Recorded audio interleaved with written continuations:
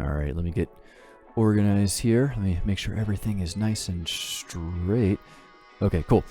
All right, so hey guys, my name is Cody. Thank you so much for taking a moment to check this video out. Now, this is all about charting a bit of the history, going from eSignature 1.0 to eSignature 2.0 to eSignature 3.0 with the newest product from Access called Focus. Now, here at Access, we've been in healthcare exclusively providing patient eForm and eSignature solutions for over 20 years. So we really have been at the forefront of all of this, setting the tone for the solutions that have been deployed throughout healthcare for the past 20 years. So quickly going through this is where it all started, okay? So we started off using this little clipboard here, and the reason we started off using this clipboard as opposed to something like this LCD device was that, frankly, this was ahead of its time. At the time, 18 plus years ago, patients weren't ready for that. They really still wanted the comfort and the security of what they knew. And what they knew at that point was paper. So the way that this process would work, by the way, check out our old logo. That's really old, by the way. And we were making a point of using a cross so that people could tell that we were a healthcare specific company. Anyways, all right. So the way that this would work is the registration clerk, they would register the patient through whatever EHR system they were using at the time, and Access would then print off all the appropriate forms. They would print off the barcoded wristbands, but any forms that the patient needed to sign would be slid onto this clipboard, and the patient would actually be handed the clipboard. And you can see here, there's this little pen, and it's looks pretty much like a ballpoint pen, right? Except whenever you press this down on the device, there's some little batteries in here. It would create this electric field that the surface of this device would detect. So the patient that was still comfortable really only signing paper could sign paper, but concurrently we were capturing the signature electronically. So once the patient was finished with this process, the registration clerk would take the clipboard back from the patient, slide off all of the forms, and hand the original signed documents, the paper documents, over to the patient, and the patient would go about their way, and the hospital was left with just the electronic versions of those forms, which, much like today, were sent over to the patient chart. Okay, now that is what got eSignature all started, eSignature 1.0. Now that ushered in, ultimately, eSignature 2.0, which many of you are familiar with. That's the current standard. That's the one that largely depends upon the utilization of a LCD device like this. In this case, this is Wacom. A lot of you are using the devices from Topaz, and that's been in place now for well over a dozen years, established for well over a dozen years. So patients, at first, again, they weren't comfortable using this. They wanted that security of paper, but throughout just their everyday life, they would use a credit card, for example, to make a transaction in a retail space, and they would sign for that purchase using an LCD device similar to this. So again, we just started to use technologies like this more and more and more routinely in our everyday life. So whenever we would show up to a hospital and we're signing really serious forms, right?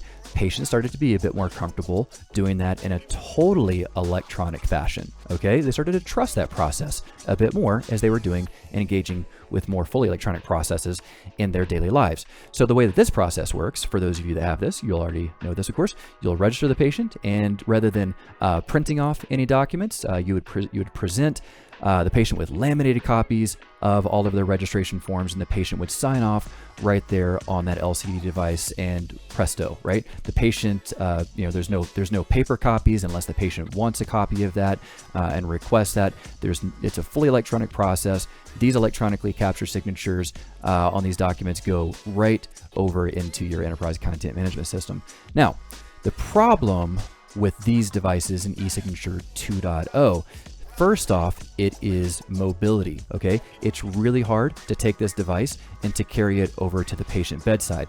Furthermore, it's darn near impossible to take this device and extend it over to the patient at home to enable a pre-registration process. So with eSignature 2.0, pre-registration is all but impossible unless you're going to go through a portal, which we'll talk more about that here in a second. And so here we are to the foundation of eSignature 3.0, which we are ushering in with Focus. And the reason now that we're at eSignature 3.0 is because a couple of things. One, your patients have smartphones in their pockets. On average, 85% of Americans have smartphones. Second, they know how to use them, okay?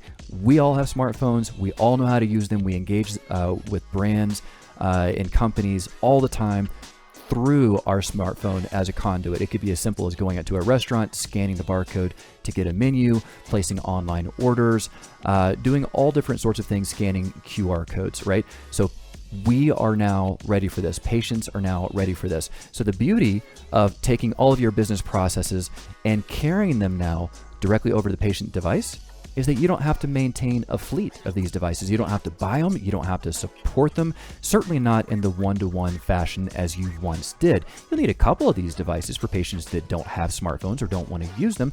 But actually, I would recommend using iPads for that if you're still in eSignature 2.0. Okay, don't get the LCD devices. Anyways, patients now are engaging with other business processes directly on their devices, so they are ready for this. Let me show you a quick look at what this looks like on this device. All right, I'm back.